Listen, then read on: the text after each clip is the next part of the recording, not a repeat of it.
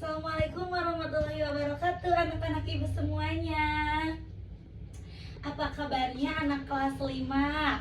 Alhamdulillah luar biasa, tetap semangat, Allahu Akbar. Wah, hari ini anak-anak ibu pada pada excited ya, alhamdulillahirobbilalamin. Dan kabarnya bagaimana nih? Rika, kabarnya gimana? Sehat ibu? Alhamdulillah. Oke, anak-anak, sebelum memulai pembelajaran di hari ini, mari kita berbaca doa terlebih dahulu. Oke? Coba Dika, ketua kelas, pimpin baca doa. Baca doa selesai. Oke. Anak-anak, sebelum ibu mengawali pembelajaran di hari ini, ibu akan absen terlebih dahulu. Coba lihat kanan kiri, depan belakang kalian. Apakah ada teman kalian yang tidak hadir? Coba dilihat dulu ya. Wah, semua anak-anak ibu hadir hari ini. Alhamdulillah, semuanya pada sehat, kabarnya baik. Nah, anak-anak ibu semua, coba perhatikan ke depan, yang fokus, duduk yang rapi. Anak-anak coba lihat apa yang ibu bawa di hari ini. Coba. Betul, Sarah, ibu membawa sikat gigi dan ibu membawa odol. Hebat, ya hebat anak-anak ibu. Nah, anak-anak, hari ini kita akan belajar mengenai hari ini kita akan mempelajari nih bagaimana odol dan sikat gigi ini ada di tangan ibu. Apakah tiba-tiba ada langsung di rumah kalian? Tidak ya.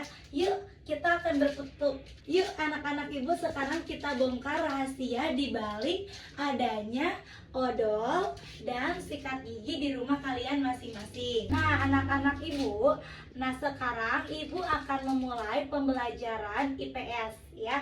Nah anak-anak, yang kalian lihat odol dengan sikat gigi ini memerlukan perjalanan yang sangat-sangat istimewa. Nah, tahap yang pertama ada tahap produksi. Sebelum ibu menjelaskan di sini, ada yang tahu tidak apa itu produksi? Enggak? Oke, ini anak-anak ibu belum tahu ya apa itu produksi. Produksi adalah menciptakan barang. Gini aja biar lebih mempermudah. Bayangkan ada seseorang yang menciptakan odol dengan sikat gigi dari bahan yang mentah. Misalnya nih, seorang pencipta odol ini menciptakan odol. Nah, itu disebut produsen ya. Orang yang menciptakannya disebut produsen. Nah, terus kan di sini nih ada orang tua Siti. Orang tua Siti bekerja sebagai penjahit. Penjahit menjahit baju. Apakah itu bisa disebut juga dengan produsen? Betul, hebat anak-anak ibu. Jawabannya tepat sekali. Good job. Ya, betul. Seorang penjahit bisa disebut produsen karena dia menciptakan baju. Ya, kan awalnya itu baju itu dari kain ya, dari beberapa meter kain dijahit dan jadilah baju seragam yang kalian pakai sekarang. Seperti itu. Nah, tahap yang kedua ada distribusi. Ada yang tahu nggak apa itu distribusi? Coba anak-anak ya. Wah, sepertinya anak-anak udah mulai pada tidak fokus ya. Coba agar lebih fokus, ayo berdiri semuanya. Kita ice breaking dulu, oke? Oke, anak-anak, yuk ikutin ibu, kita main tepuk-tepukan. Oke, 1, 2, 3. Buka tutup, bertepuk tangan. Buka tutup, tepuk tangan lagi. Digulung-gulung, sambil tersenyum, hihi. Digulung-gulung, sambil tertawa, haha. Sekali lagi ya anak-anak, lebih keras dan lebih cepat. 1, 2, 3. Buka tutup, bertepuk tangan. Buka tutup, tepuk tangan lagi. Digulung-gulung, sambil tersenyum, hihi. Digulung-gulung, sambil tertawa, haha.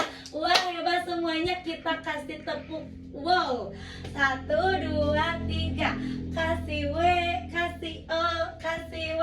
Wow, keren. Wow, keren, hebat. Anak-anak kelas 5 udah pada semangat lagi kan?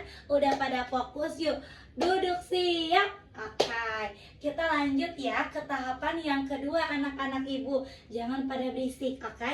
Nah, tahapan yang kedua yaitu distribusi.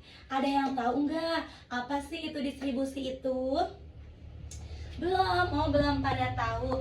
Distribusi adalah taran barang ya. Jadi nggak mungkin anak-anak sayangku, ya anak-anak soleh-solehah odol dengan sikat gigi langsung ada di WC kalian, langsung ada di tempat toilet kalian, gak akan mungkin ya.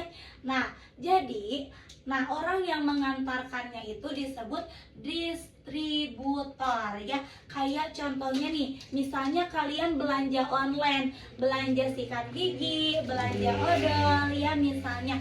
Nanti kan ada yang nganterin tuh si mamang paket. Nah, si mamang paket itu disebut distributor. Atau misalnya kalian beli di warung ya. Nah, odol ini gak bakal mungkin langsung ada tiba-tiba di warung ya.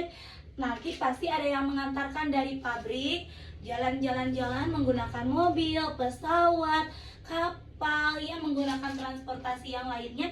Terus nanti adalah di warung. Seperti itu yang dimaksud dengan distributor. Dan orang yang mengantarkannya disebut, maksud ibu anak-anak, itu disebut distribusi. Dan orang yang mengantarkannya disebut distributor ya. Seperti itu. Dan kita memasuki tahap ketiga, yaitu konsumsi. Yang terakhir adalah konsumsi. Kalian pasti pernah mendengarkan apa itu kata konsumsi? Iya kan udah dengar, tapi kalian tahu nggak apa sih artinya konsumsi itu? Apa sih artinya konsumsi itu? Konsumsi itu adalah menghabiskan atau menggunakan barang. Nah, anak-anak, setelah kalian membeli odolnya di warung, setelah kalian membeli sikat giginya di warung ya, setelah datang paketnya yang dari mamang paket odol dan sikat gigi, kalian pasti gunakan kan?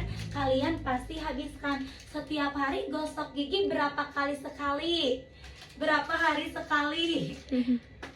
5, aduh, Masya Allah, tabarakallah, bagus Dika, tapi kurang tepat sedikit lagi ya, sedikit lagi sayangku ya.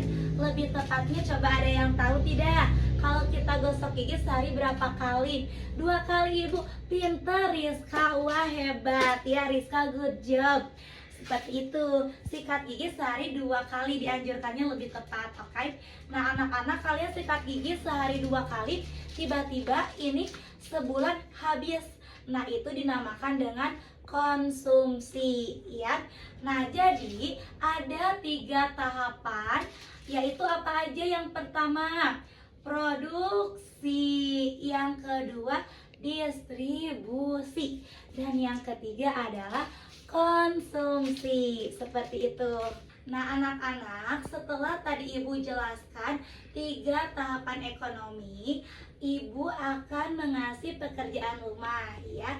PR buat kalian, coba kalian tuliskan ya di sekitar rumah kalian, siapa yang memproduksi, siapa yang jadi distribusi atau distributornya, dan siapa aja yang mengkonsumsinya. Nanti besok PR-nya dikumpulkan, oke? Yang tidak mengerjakan PR nanti ibu kasih sanksi, dapat hukuman. Jadi semuanya wajib mengerjakan PR ya. Anak-anak, coba sekarang udah mulai ini ya, tuh udah mulai jam 1:15. Waktunya kalian pulang ke rumah masing-masing. Coba dirapikan dulu alat tulisnya. Oke, udah rapi semuanya. Oke, yuk sebelum pulang, coba ketua kelas pimpin doa sebelum pulang, agar kita selamat dalam perjalanan pulang. Oke anak-anak, ya pembelajaran di hari Senin ini telah selesai. Sampai bertemu besok bersama Ibu. Wassalamualaikum warahmatullahi wabarakatuh. Dadah.